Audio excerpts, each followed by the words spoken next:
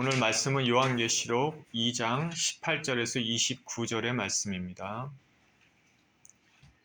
요한계시록 2장 18절에서 29절의 말씀 같이 한 목소리로 읽습니다. 시작. 두아디라 교회의 사자에게 편지하라.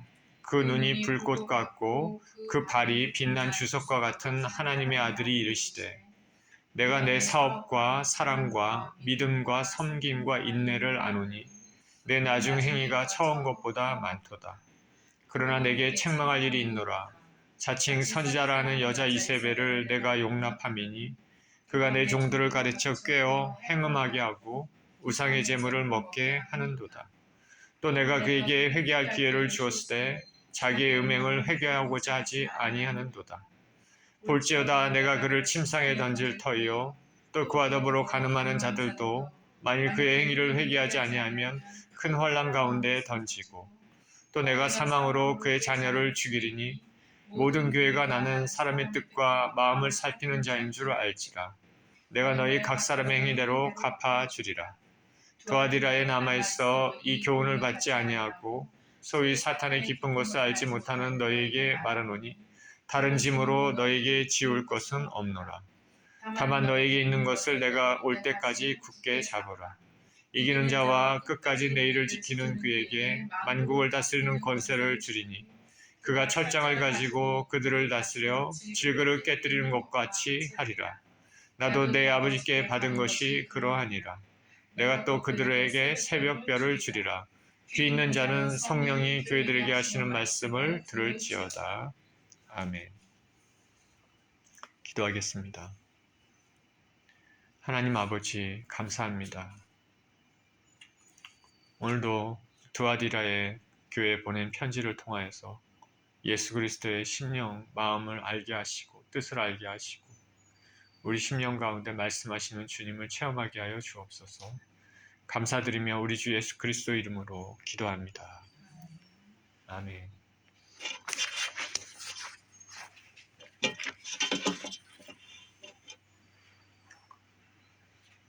두아디라 교회에 보낸 편지입니다.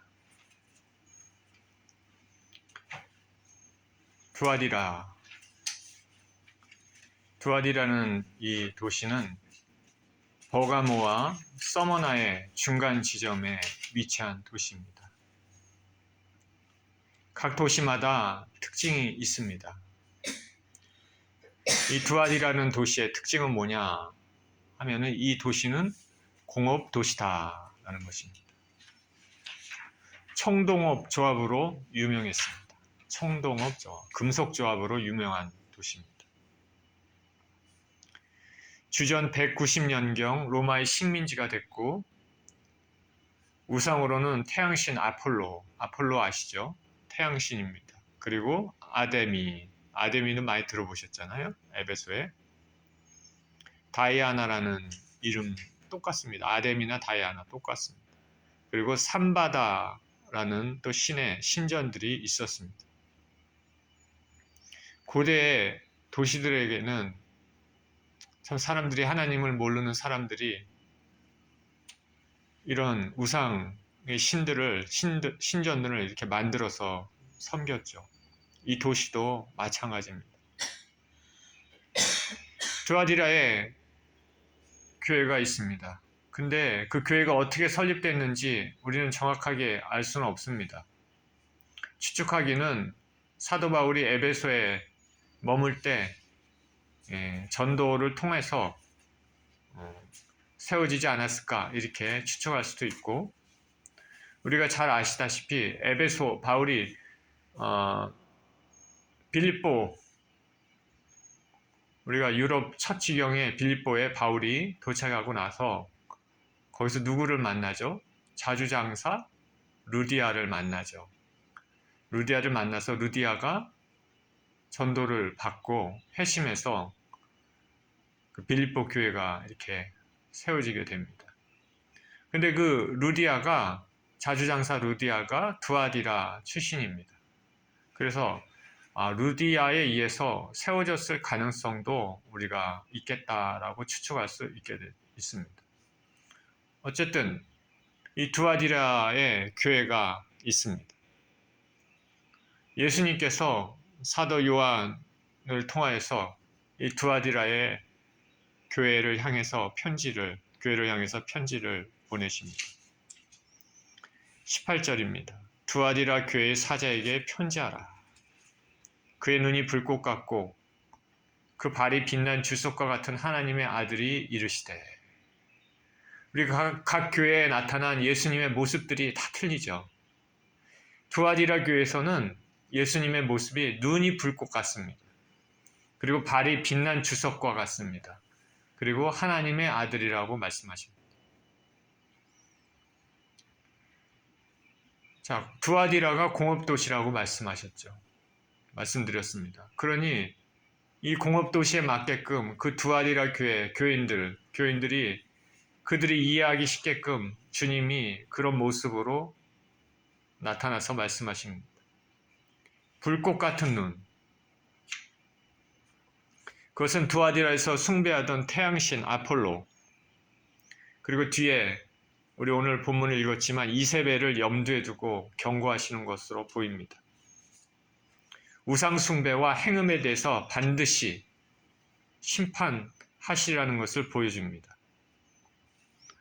그러니까 두아디라에 사는 사람들은, 청동업이 당시에 발달한 두아디라에 사는 교인들에게는 예수님의 이런 모습은 생생한 화면처럼 느껴지고 특별한 계시로, 특별한 의미로 느껴질 것입니다. 그리고 하나님의 아들이라고 예수님이 표현하십니다. 하나님의 아들. 이것은 두아디라 교회 편지에만 나옵니다. 두아디라라는 지방에 우상이 있다고 말씀드렸습니다. 특히 제우스의 아들로 여겨졌던 아폴로, 그리고 로마 황제를 신의 아들이라고 얘기를 했죠. 황제와 대조를 이루어 오직 예수 그리스도만이 하나님의 아들이심을 보여줍니다. 그래서 예수님이 그 눈이 불꽃 같고 그 발이 빛난 주석과 같은 하나님의 아들이 이르시되라고 말씀하십니다. 자, 예수님의 이런 모습, 다음에 예수님이 주시는 메시지가 무엇인가? 19절입니다. 내가 내 사업과 사랑과 믿음과 섬김과 인내를 아노니 내 나중 행위가 처음 것보다 많도다. 예수님께서 두아디라 교회가 잘한 것에 대해서 칭찬합니다. 내가 내 사업과 사랑과 믿음과 섬김과 인내를 안다. 자, 이 말을 통해서 두아디라 교회가 하나님 앞에, 예수님 앞에 참 좋은 모습들이 많다라는 것을 알 수가 있는 것이고, 그리고 내 나중의 행위가 처음 것보다 더 많다. 처음에 교회를 시작하고 교인들이 모여서 예배를 드리고 그렇죠. 서로 사랑과 하나님에 대한 그런 헌신들이 있었는데, 시간이 지났는데 오히려 더 그런 것이 깊어진 것입니다. 예수님이 두아디라 교회를 향한 그 칭찬을 하신 것, 성숙함에 대한 칭찬입니다. 5가지죠. 사랑, 사업, 믿음, 섬김과 인내. 이 말을 통해서 두아디라 교회 교인들 간에 서로 사랑이, 형제애가 두터웠던 것을 알 수 있습니다. 우리가 처음 에베소 교회에 보낸 편지를 통해서 우리는 에베소 교회는 뭐가 칭찬을 받았고 뭐를 하나님 앞에 책망을 받았죠. 예수님 앞에. 칭찬받은 것은 교리적인 면, 그죠? 말씀에 대한 굳게 지키는 이런 것들. 그 칭찬을 받았는데 책망을 받은 건 뭐죠? 사랑이 부족했습니다. 너희가 처음 사랑을 잃었느니라. 에베소 교회는 그랬는데 두아디라 교회는 반대입니다. 사랑으로 섬기는 교회에 있습니다. 사랑으로 섬기고 처음 행위보다 나중 행위가 더 많다 말씀하십니다. 교회가 신앙으로 진보하고 있음을 알려주는 것입니다. 에베소 교회가 우리가 믿는 도리, 그런 것만 강조하다 보니까 사랑을 잃었습니다. 그런데 두아디라 교회에서는 사랑이 식지 않고 계속해서 그 사랑의 사업이 처음보다 더 많아졌습니다. 교회는 사랑이 넘쳐야 되겠죠. 서로 간에 위로하고 서로 간에 배려하며 기도하고 도와주며, 그래서 하나 돼야 되는 것이 교회죠. 그래서 예수 주인교회도 저나 여러분이나 기도 제목을 또 서로 나누며 서로 기도하며 그렇게 그리스도 안에서 서로 도와주는 그런 교회이기를 축원드립니다. 드와디라 교회가 이렇게 예수님으로부터 칭찬을 받았습니다. 사랑이 넘치고 나중 행위가 처음보다 더 좋았습니다. 이 칭찬이 있었는데 그래도 두아디라 교회도 잘못된 것이 있었습니다. 20절입니다. 그러나 내게 책망할 일이 있노라. 자칭 선지자라는 여자 이세벨을 내가 용납함이니 그가 내 종들을 가르쳐 꾀어 행음하게 하고 우상의 제물을 먹게 하는도다. 초대교회는 아니죠. 이 당시에 사도시대 때 그리고 그 이후 시대 때 이 당시의 교회들의 모습들을 우리가 잘 알 수 있죠. 여기 보면 자칭 선지자라는 여자 이세벨을 내가 용납하니니 내 종들을 가리켜 꾀어 행음하게 하고 우상의 제물을 먹게 하는도다. 드와디라 교회가 잘못한 것이 뭡니까? 자칭 스스로 말합니다. 이세벨이라는 선지자를 용납한 것이다. 이세벨은 교인들을 꾀어서 행음하게 하고 성적인 타락을 하게 하는 거죠. 우상의 제물을 먹게 했습니다. 이세벨이란 인물 잘 아시지 않습니까? 구약에. 그녀는 누굽니까? 이세벨이. 시돈, 이방의 시돈의 왕녀였습니다. 공주였습니다. 근데 이스라엘 왕 아합과 결혼했습니다. 그래서 이스라엘로 시집을 와서 그냥 이스라엘 하나님을 섬기면 되는데 그러지 않았습니다. 자기가 시돈에서 섬겼던 바알을 이스라엘에 가져왔습니다. 바알신을. 그리고 이스라엘로 하여금 바알을 섬기게 하는 우상 숭배를 하게 했습니다. 그래서 영적 간음에 빠지게 했습니다. 이 당시에 선지자 엘리야가 사역할 때입니다. 선지자 엘리야의 사역 때는 이스라엘의 타락이 최고조로 달했을 때입니다. 이세벨이 이랬는데 두아디라 교회에도 이세벨과 같은 일을 하는 거짓 선지자가 있었습니다. 이스라엘에 이세벨이 시집와서 하나님의 백성들을 흐트러 놓고 우상 숭배하고 타락의 길로 빠져들게 한 것처럼 하나님의 백성의 교회 내에서 여자 이세벨이라는 선지자가 있어서 선지자라고 얘기합니다. 자칭 선지자. 교회를 확 흐트러 놨습니다. 사람들을 하나님으로부터 멀어지게 하고 죄에 빠지게 했습니다.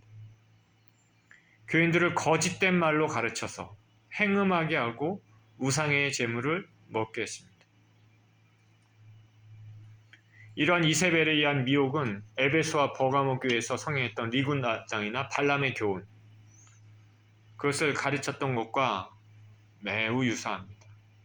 그러니까 당시의 교회들이 하나님의 백성들이 이제 하나님의 역사가 이제 이 교회를 통해서 온 세계로 뻗쳐나가야 될 때 그 아주 중요한 시기에 확 흐트러뜨리려는, 기초를 확 무너뜨리려고 하는 이런 세력들이 있다는 걸 우리가 알 수가 있습니다. 두아디라 교회에서는 이세벨 같은 거짓 여자 선지자입니다. 제가 아까 말씀드렸다시피 두아디라는 공업도시입니다. 그 공업은, 이 상업은 협동조합 중심으로 이루어졌습니다. 협동조합이라는 말 우리 들어봤죠. 그들은 신당 구내에서 공동 식사를 했다고 알려집니다. 신당 구내에서. 그 음식들은 우상 앞에 바쳐졌던 제물이 대부분이었습니다. 근데 성도들이 이 식사에 참여하지 않으면 조합원의 권리와 이익을 잃게 됩니다. 그래서 경제적인 고립, 위험을 초래할 수 있었습니다. 상황이 어떤지 알겠죠. 이러한 상황 가운데 자칭 이세벨이라는 여선지자가 나와서 세상과의 타협을 정당화하면서 행음하게 하고, 자, 우상의 제물 먹는 거 죄가 아니다. 그렇게 말하면서 많은 성도들을 미혹해 한 것입니다. 사람들을 타협하게 만든 것이죠. 이 여자의 이름을 이세벨이라고 한 것은 거짓 선지자의 정체를 폭로하기 위해서 상징적으로 사용한 듯합니다.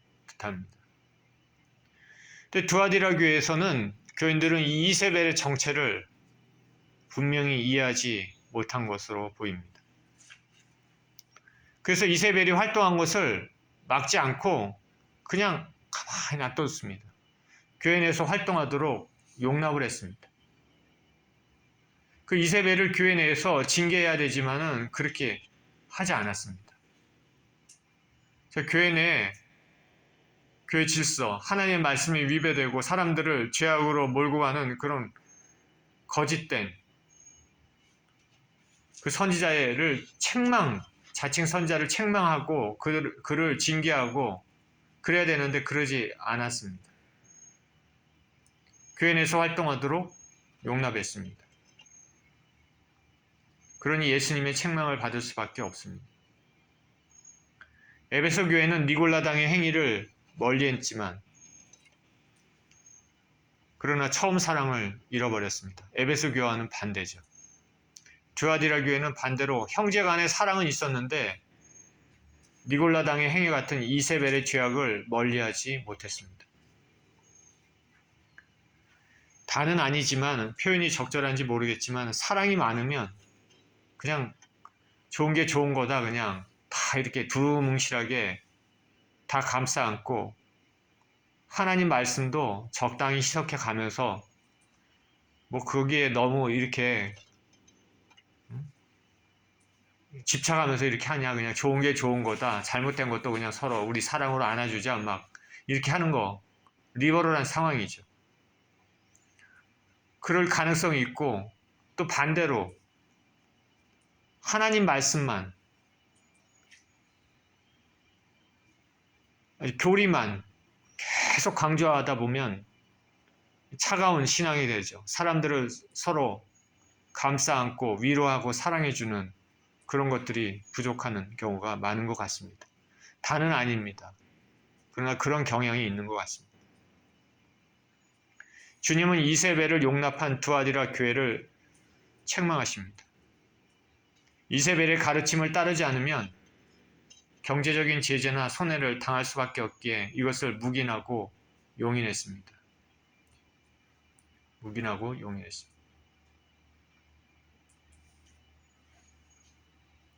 여러분들이 세상을 살면서 어떤 단체에 가입해서 돈을 법니다. 예를 들면 어느 직장이 있죠. 예를 들면 어느 병원에서 일을 하거나 어느 회사에서 일을 할 때 그 회사를 통해서 경제적인 것을 꾸려나갈 때 근데 그 회사가 이방신을 섬기고 우상을 섬기며 잘못된 것들을 가지고 그 회사를 이뤄나가는 그런 회사에 같이 참여하는 그런 상황이 되는 거죠. 거기서 나오면 지금은 여러 가지 갈대가 있는 회사가 많이 있겠지만 이 당시에 많이 있겠습니까? 거기를 나오게 되면 경제적인 손해가 막심하죠.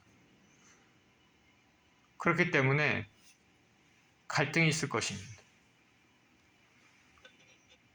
그럼 갈등에 대해서 이세벨 같은 사람이 나와서 야 그거 괜찮아 그거 그럴 수도 있지 뭐 그거 우상의 제물 그거 먹어도 괜찮아 그렇게 하면서 같이 두루뭉실하게 같이 가는 것입니다. 경제적인 것을 통하여서 하나님을 향한 신앙을 버리게 되는 것입니다. 주님은 이런 이세벨의 잘못된 가르침을 용납한 두아디라 교회의 태도를 책망하십니다. 돈의 위력이 대단합니다. 영생을 얻을 수 있는 길도 현재의 만족을 위해 저버릴 수 있는 만큼 돈의 위력은 가공합니다. 사단이 그걸 잘 알고 있기 때문에 우리가 돈의 유혹에 쉽게 넘어갈 때가 참 많습니다. 돈 때문에 하나님을 버리고 우상을 섬기는 죄를 지은 교인들이 있었습니다. 오늘날도 이런 일이 많이 있다는 거 저와 여러분 잘 아실 줄 압니다. 하나님을 섬기느냐, 돈을 섬기느냐, 우리가 잘 생각을 해야 됩니다. 적당히 두루 뭉실하게 죄와 같이 넘어가면 안 되겠습니다. 21절입니다. 또 내가 그에게 회개할 기회를 주었을 때 자기의 음행을 회개하고자 하지 아니하는도다. 볼지어다 내가 그를 침상에 던질 터이요 또 그와 더불어 간음하는 자들도 만일 그의 행위를 회개하지 아니하면 큰 환난 가운데 던지고 또 내가 사망으로 그의 자녀를 죽이리니 모든 교회가 나는 사람의 뜻과 마음을 살피는 자인 줄 알지라. 내가 너희 각 사람의 행위대로 갚아주리라. 예수님께서는 교회를 어지럽히는 자칭 거짓 선지자 이세벨에게 회개의 기회를 주었습니다. 주님의 자비입니다. 악한 일을 하는 사람에게도 기회가 주어졌습니다. 그런데 이세벨은 회개를 하지 않았습니다. 기회를 차버렸습니다. 그래서 하나님의 심판을 자초하게 되었습니다. 회개하고자 하지 아니하는도다. 헬라 원어에 의하면 현재 시제입니다. 그러니까 지금도 계속해서 회개하기를 거부하는 그런 것을 나타냅니다. 자, 우리는 하나님의 자비하심을 생각하고 우리가 깨닫는 죄가 있다면 죄가 있을 때마다 잘못을 고하고 돌이키는 인생이 되어야 하겠습니다. 예수님을 믿는 결정적인 계기에 관한 것도 기회가 있을 때 잡아야 됩니다. 이 세상을 떠나고 나면 기회가 없죠. 앞으로 우리 삶이 어떻게 전개될지 우리가 어찌 알 수 있겠습니까? 예수님께서 이세벨에 회개하지 않으므로 그를 침상에 던지겠다 말씀하십니다. 침상에 던지겠다. 침상의 헬라어 클리네는 잠자는 침상, 그리고 잔치용 상, 그리고 환자용 침상 그런 것들을 의미하는데 본문에서의 클리네는 죄로 인한 심판과 관련되어 우상 숭배를 위한 상이나 음행을 위한 침상이 결국 병상으로 바뀌어질 것을 암시합니다. 그래서 영어 성경 NIV에서는 bed of suffering이라고 했습니다. 그리고 그 이세벨뿐 아니라 그 가르침대로 행하는 자들도 회개치 아니하면 큰 환난 가운데 던지겠다. 큰 환난. 예수님이 큰 환난이라고 얘기하면 진짜로 큰 환난이죠. 정확하게 구체적인 것이 무엇인지 모르지만은 이세벨에게 주어진 심판, 즉 병상에 던져짐이나 그와 같은 것일 것입니다. 거짓 선지자와 거짓 선지자를 따르는 무리들 모두 심판이 주어집니다. 오늘날 이단이 횡행하고 있는데 그들의 교주뿐 아니라 그 교주를 따르는 모든 사람들에게 모두 심판이 임할 것입니다. 또 사망으로 그의 자녀를 죽인다고 말씀하십니다. 그의 자녀는 이세벨의 가르침을 따르는 자들입니다. 사망은 육체적 사망과 더불어 영원한 영적 사망을 가리킨다 하겠습니다. 우리가 구약에서 엘리야 시대 때 엘리야를 통해서 하나님께서 이세벨에게 경고되고 성취되었던 형벌과 같습니다. 갈멜산에서 이세벨을 따르던 바알 신 숭배자들이 모두 죽임을 당한 것을 우리는 알 수 있습니다. 예수 그리스도께서는 모든 사람의 뜻과 마음을 살피십니다. 나는 사람의 뜻과 마음을 살피는 자인 줄 알리라. 우리가 주님을 볼 수는 없지만은 주님은 영으로 항상 계셔서 저와 여러분의 뜻과 마음을 살피는 분입니다. 뜻, 네프로스는 사람의 가장 깊은 생각과 감정의 총체를 말하고 마음, 카르디아스는 감정을 의미합니다. 따라서 예수님은 인간의 내적 생각과 사상과 감정 모두를 알고 계십니다. 그러니까 주님께서는 저와 여러분의 어떤 생각을 가지고 있는지, 그리고 그 가치관, 그 사상, 그런 것들도 아시고 감정도 다 아신다는 것이죠. 그것을 살피시는 분입니다.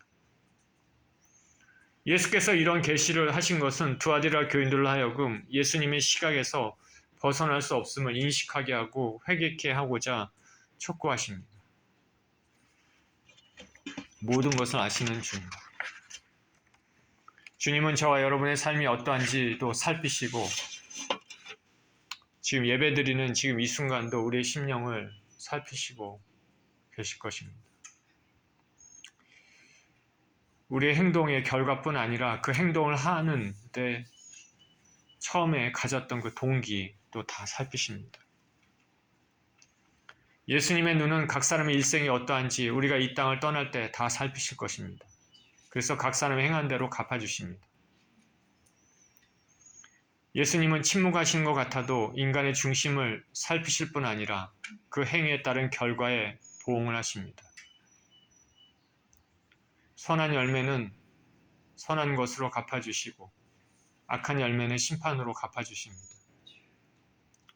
하나님의 자녀로서 거룩하게 사시는 저와 여러분 되시기를 축원드립니다. 우리 모두 부족하지 않습니까? 죄와 싸우면서 그럼에도 죄와 싸우면서 예수님을 의지하면서 그렇게 살아야 될 줄 믿습니다. 24절입니다. 두아디라에 남아있어 이 교훈을 받지 아니하고 소위 사탄의 깊은 것을 알지 못하는 너희에게 말하노니 다른 짐으로 너희에게 지울 것이 없노라. 25절 다만 너희에게 있는 것을 내가 올 때까지 굳게 잡으라. 이세벨의 가르침에 참여하지 않은 남은 사람들, 다시 말해 사탄의 깊은 것을 알지 못하는 교인들에게는 다른 짐을 지우지 않겠다고 말씀하십니다. 남아있는 사람, 교회가 이세벨의 가르침을 따라서 행음하는 사람들이 있었지만은 그렇지 않고 온전히 주님 신앙으로 살았던 사람들이 있습니다. 남은 사람들, 남아있어. 성경에 보면 남은 자들에 대한 말이 자주 나옵니다. 성경에 남은 자 사상이라는 거 있지 않습니까? 이 말은 죄악이 관영한 세상에서 모두 다 멸망받지만 그 가운데서도 주님을 신실히 믿는 소수의 남은 자들이 있다는 것입니다. 그래서 성경에서는 이들을 남은 자들.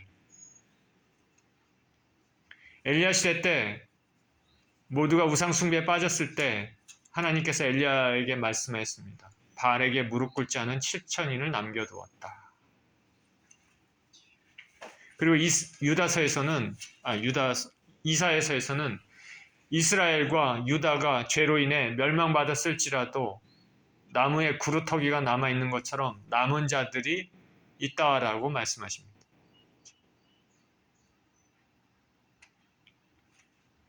바벨론에게 유다가 멸망당했을 때 아수르에게 이스라엘이 멸망당해서 그 죄악으로 인하여 많은 사람들이 결국 소멸됐지만 그러나 소수의 남은 자들이 있다라는 것입니다. 소수의 남은 자들. 하나님을 신실히 믿는 사람들이 있다라는 것입니다. 성경에는 이런 남은 자들의 사상이 있습니다. 사도 바울도 많은 유대인들이 선민으로 택함을 받았지만 오직 남은 자만 구원을 얻는다 말합니다. 지금 악이 창궐한 세상에서도 주님만을 신실히 믿는 남은 자들이 있을 것입니다. 남은 자들. 성경에는 이 남은 자들에 대한 얘기를 많이 합니다. 바라기는 저와 여러분이 그 가운데 있기를 축원드립니다. 예수님은 사탄의 깊은 것을 알지 못하는 사람들이라고 말씀했는데 이 말에서 이세벨이 사람들에게 어떻게 유혹했는지를 알 수 있습니다.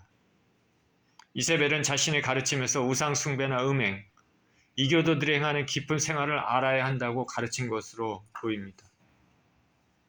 혹은 신비로운 것들을 행함으로 하나님의 구원의 비밀을 더 정확히 이해할 수 있다는 그런 가르침 같은 것일 수도 있습니다. 자기가 신비한 영적인 능력이 있고 체험이 있으니 이게 더 중요하다. 오늘날도 이렇게 하는 사람들이 있습니다. 여러분 주의해야 되죠. 오늘날 교회에서 무슨 신비한 영적 체험을 강조해서 말씀보다는 사람의 이목을 집중시키는 방법으로 그릇된 말을 하는 사람들을 보는 경우가 있습니다. 우리는 무슨 일에든지 말씀에 기초해서 신앙생활을 해야 됩니다. 초기 기독교 교회사에 이런 신비주의 체험을 강조한 이단들이 있었습니다. 교회를 참 힘들게 했습니다.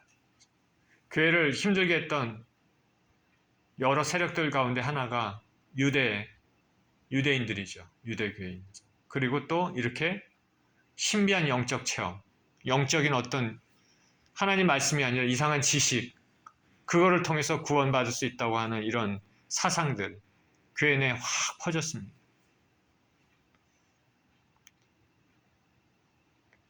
이세벨도 우리가 정확히 알 수는 없지만은 그런 잘못된 가르침, 그런 영적인 신비를 통해서 사람들을 미혹해 했을지 모르겠다는 생각이 듭니다. 왜냐하면 소위 사탄의 깊은 것을 알지 못하는 너희에게 말하노니. 이세벨의 교훈을 따르지 않는 두아디라 교인들에게 예수님은 다른 짐으로 지우지 않겠다고 말씀하십니다. 다른 짐으로 너희에게 지울 것이 없노라. 다만 너희에게 있는 것을 내가 올 때까지 꼭 굳게 잡으라. 우상 숭배에 대한 교훈을 제외하고 다른 교훈은 지우지 않겠다 말합니다. 이들에게는 돈으로도 믿음을 포기하지 않았고 사랑과 믿음과 섬김과 인내로 신앙생활을 했습니다. 다만 지금 가지고 있는 것을 굳게 지키라 말씀하십니다. 현재 주님을 위해 행하는 것, 주님을 사랑하고 형제를 사랑하고 배려하고 인내하는 모든 것들을 그대로 행하라. 그리고 무엇보다도 두아디라 교인들이 처음에 가졌던 예수님에 관한 참된 진리와 소망, 특권을 굳게 잡으라. 왜냐하면 내가 올 때까지 굳게 잡으라 말씀하셨기 때문입니다. 궁극적인 승리의 날, 예수님의 영광스러운 재림을 염두에 두고 하신 말씀이기 때문입니다. 26절입니다. 이기는 자와 끝까지 내 일을 지키는 그에게 만국을 다스리는 권세를 주리니 그가 철장을 가지고 그들을 다스려 질그릇 깨뜨리는 것 같이 하리라. 나도 내 아버지께 받은 것이 그러하니라. 내가 또 그에게 새벽별을 주리라. 귀 있는 자는 성령이 교회들에게 하시는 말씀을 들을지어다. 승리하는 자에게 주는 예수님의 선물입니다. 만국을 다스리는 권세를 받습니다. 만국을 다스리는 권세를 받습니다. 철장을 가지고 그들을 다스려 질그릇 깨뜨리는 것 같이 한다 말합니다. 끝까지 인내하며 예수님 말씀에 순종할 때 예수님과 함께 왕노릇하며 만국을 다스린다는 것입니다. 이 권세는 아버지 하나님이 아들이신 예수님께 주신 권세입니다. 시편 2편 9절에 이렇게 말합니다. 내가 여호와의 명령을 전하노라. 여호와께서 내게 이르시되 너는 내 아들이라. 오늘날 내가 너를 낳았도다. 내게 구하라. 내가 이방 나라를 내 유업으로 주리니 내 소유가 땅끝까지 이르리로다. 내가 철장으로 그들을 깨뜨리며 질그릇같이 부수리라 하시도다. 메시아 되신 예수 그리스도 예언에 대한 말씀입니다. 아버지 하나님께서 아들 되신 예수님께 주신 권세입니다. 근데 예수님께서는 그 예수님의 말씀을 신실히 따르는 그 사람들에게 만국을 다스리는 권세를 주고 철장을 가지고 질그릇 깨뜨리는 것 같은 그런 권세를 주겠다. 예수님께서는 아버지 하나님에게 그런 권세를 받은 권세를 그 예수님을 신실히 믿는 그 말씀을 따르는 사람들에게도 주겠다 말씀하시는 것입니다. 예수님께서는 재림하셔서 악에 대해 심판함과 동시에 끝까지 인내하는 자에게 승리의 약속을 성취하실 것입니다. 또한 예수님은 승리하는 자에게 새벽별을 주시겠다 말합니다. 새벽별. 새벽별이 뭘까요? 새벽별. 우린 정확히 알 수는 없지만은 승리자에게 주어질 예수님의 생명과 흑암과 사망의 권세를 깨뜨리는 부활을 의미할 것이다 라고 생각하는 학자들이 있습니다. 승리자에게 주어질 예수님의 생명, 흑암과 사망의 권세를 깨뜨리는 부활, 그것이 새벽별이지 않을까. 혹은 계시록 22장 16절에서 예수님 자신을 뭐라고 말씀하냐면 광명한 새벽별. 우리 찬송 부를 때도 광명한 새벽별 나오지 않습니까? 그렇죠? 내 진정 사모하는 그 찬송이 있잖아요. 아침 새벽별, 광명한 새벽별이라고 말씀하신 것 같이 예수님 자신을 뜻할 수도 있습니다. 예수님 자신을 주신다는 것은 모든 것을 주시는 것입니다. 영원토록 주님과 함께 복락의 교제를 누리는 것입니다. 우리가 처음 예수님을 믿고 우리가 쭉 계속 이 땅을 예수님을 믿음으로 살아가면서 우리 심령에 이미 광명한 새벽별이 비추어져 있지만은 그러나 그날이 되면 그 완전한 광채가 비추어질 것입니다. 그래서 사도 베드로는 베드로후서 1장 19절에 이렇게 말합니다. 또 우리에게는 더 확실한 예언이 있어 어두운 데를 비추는 등불과 같으니 날이 새어 샛별이 너희 마음에 떠오르기까지 너희가 이것을 주의하는 것이 옳으니라. 날이 새어 샛별이 너희 마음에 떠오르기까지 예수 그리스도께서 이 땅에 오실 때까지 너희가 이것을 주의하는 것이 옳으니라. 들을 귀 있는 우리들은 성령께서 교회에게 하시는 말씀을 들어야 할 것입니다. 오늘 두아디라 교회에 보내신 편지를 통해 우리는 성도 간에 서로 사랑하며 인내로 섬기는 두아디라 교회의 모습을 본받아야 할 것입니다. 그렇지만 신앙을 타협하게 하는 세상의 속임수에 넘어갔던 모습들은 우리가 경계해야 할 것입니다. 우리가 서로 사랑으로 섬기되 세상 유혹에 죄를 짓는 일은 없어야 합니다. 끝까지 신실한 신앙으로 예수님 주시는 천국의 은혜, 만국을 다스리는 권세와 주님과 영원토록 함께하는 은혜에 참여하는 저와 여러분 모두 되시기를 예수 그리스도 이름으로 축원드립니다. 기도하겠습니다.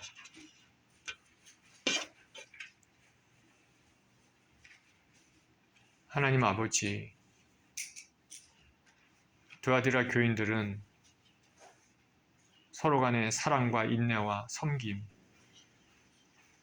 그것으로 아버지 하나님께 예수님께 칭찬을 받았습니다. 그리고 나중 행위가 처음 행위보다 더 낫다라고 칭찬을 받았습니다. 하나님 우리 아버지, 우리 삶에도 주님으로부터 이러한 칭찬을 받을 수 있는 인생들 될 수 있게 하여 주시고 서로 사랑하고 배려하며 아껴주고 그리스도의 사랑이 우리에게 넘치는 것 같이 그리스도의 사랑이 우리를 통해서 우리 교인들에게, 주위 사람들에게, 주님의 백성들에게 함께하는 그런 우리 모두 인생이 되게 하여 주시옵소서. 그러나 오늘 본문의 이세벨의 거짓 교훈을 우리가 책망받은 것처럼 하나님 아버지, 세상의 잘못된 가르침, 거짓된 가르침, 세상의 유혹, 세상과의 타협, 하나님 우리 아버지, 한쪽으로는 주님을 섬기고 한쪽으로는 우상의 제물을 먹는 그 혼합된 잘못된 아버지 신앙생활을 주의하게 하시고 우리가 항상 말씀에 깨어서 아버지 잘 살펴보고 말씀의 기초에서 주님을 섬기는 진리의 바로 서는 세상과 타협을 멀리하는 진실한 신앙을 가질 수 있도록 은총 허락하여 주시옵소서. 감사드리며 우리 주 예수 그리스도 이름으로 기도합니다. 아멘.